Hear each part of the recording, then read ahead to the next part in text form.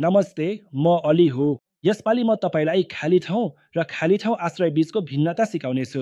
अहिलेसम्म हामीले प्रकोपहरूको बारेमा व्याख्या गर्दै आएका छौँ, तर के तपाईँलाई निकासी स्थलहरू र निकासी आश्रयहरू बीचको भिन्नता थाहा छ?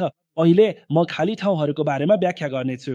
भारी वर्षा वा सुनामी आउँदा भाग्नको लागि आश्रय स्थल हो। प्रकोपको प्रकार अनुसार स्थान फरक फरक हुन्छ।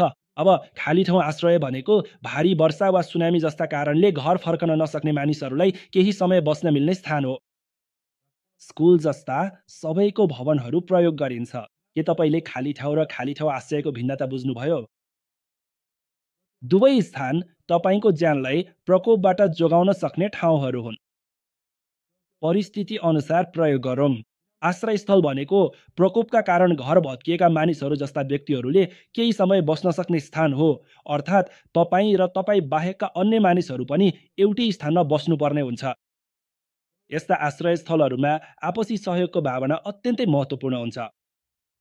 आपसी सहयोग भन्नाले एकअर्कालाई सहयोग गर्नु भन्ने अर्थ हुन्छ र यस्तो भावना राखेर आश्रयस्थलमा व्यवहार गर्नु महत्त्वपूर्ण छ। यही आपसी सहयोगको भावना लिएर आश्रयस्थलमा समस्यामा परेका मानिसहरूलाई सहयोग गरौँ।